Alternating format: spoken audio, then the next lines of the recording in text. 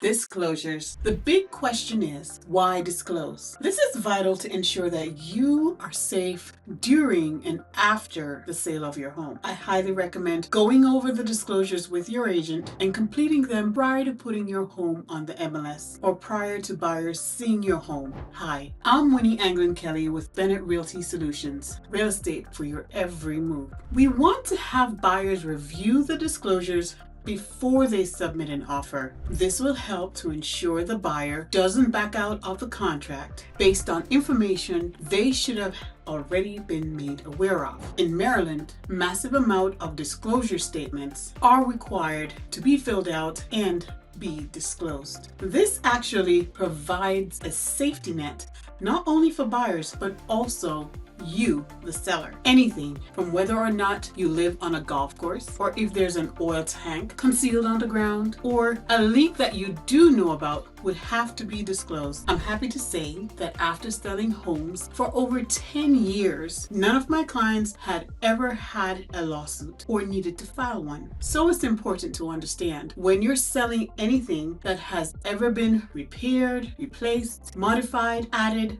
fixed, changed, it needs to be disclosed. So if you've painted the walls, cleaned or changed the carpets, added new lighting, or fixed the water heater, you need to disclose it. One of the common sayings to my client is, if you have to ask if you should disclose it, the answer is always most likely going to be yes. Over disclosure is better than under disclosure and will keep you out of the courtroom. You want the buyer to know anything and everything you know about the home that could have a positive or negative impact on the desirability or price of the home. You'll also want to include any disclosure or addendum regarding the area. For example, if your property is within approximately 1 mile of a public use or commercial use general aviation airport, it may be subject to overflight by aircraft and would require the General Aviation Airport Environment Disclosure Notice. And as of October 1st, 2024,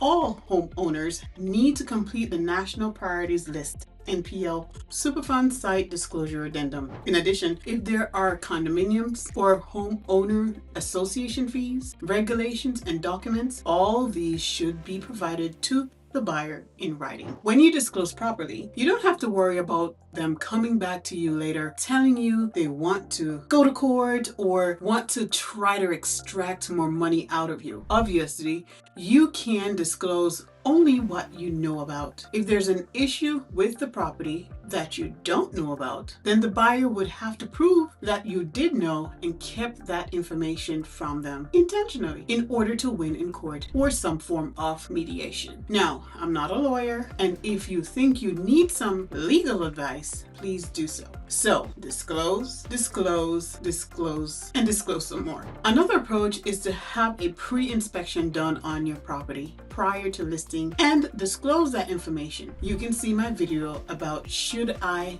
get a home inspection. I am Winnie Anglin Kelly with Bennett Realty Solutions, real estate for your every move.